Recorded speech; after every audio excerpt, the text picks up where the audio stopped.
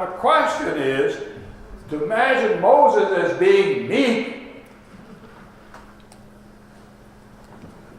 really is just difficult.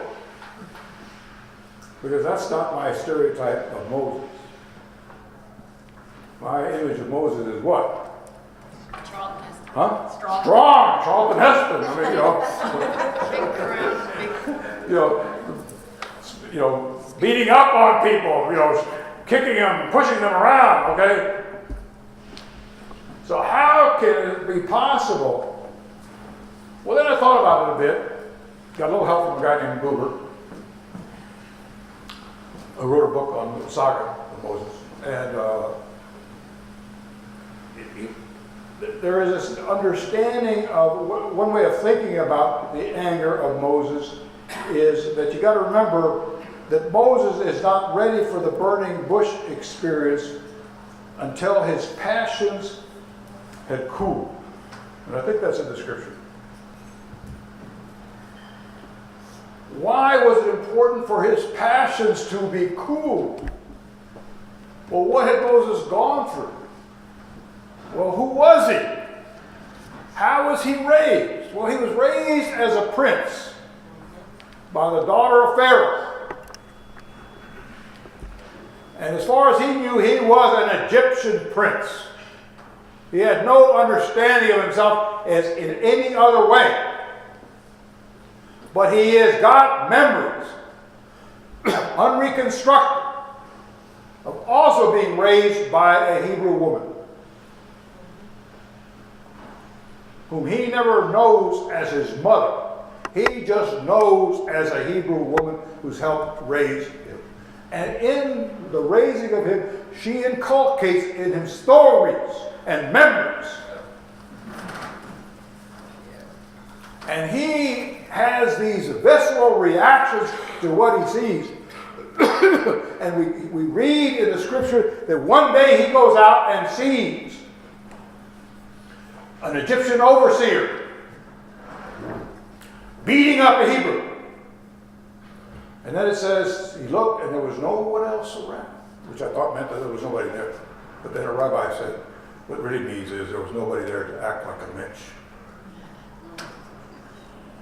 There was no one else who was willing to stand up to the oppression.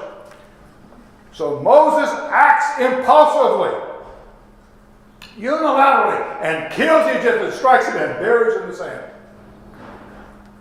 The next day he comes across two Hebrews fighting and arguing. And he says, y'all should be brothers, y'all should be working together. And one of them says, who made you our leader, Moses? When did we vote to elect you? And what are you going to do, tough guy? If I don't do what you say, you're going to kill me like you did the Egyptians. So what does Moses realize? His deed is known. Who squealed?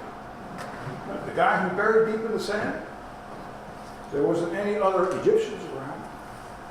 So that means one of his own people turned him in.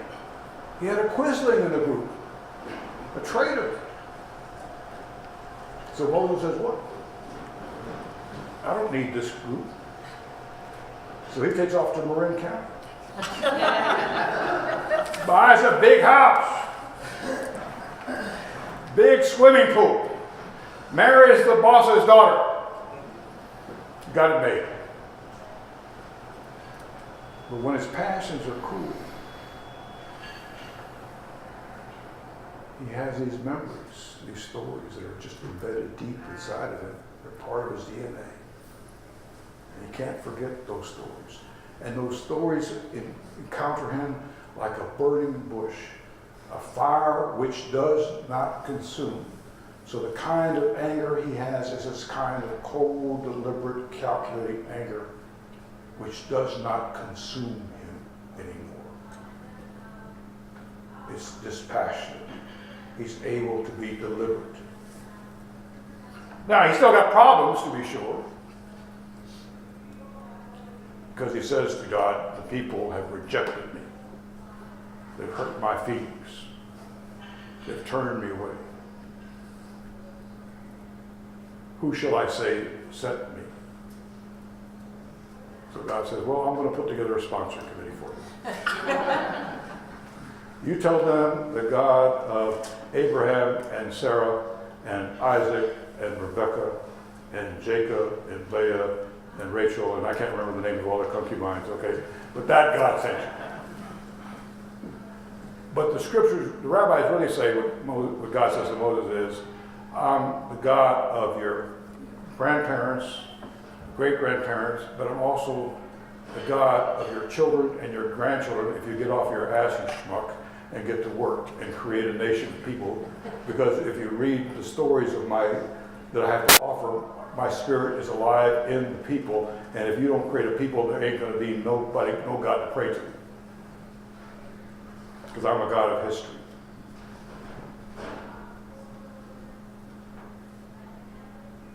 And you got to create a people who can tell a story, because that's the only requirement he puts on Moses is tell the story and retell the story.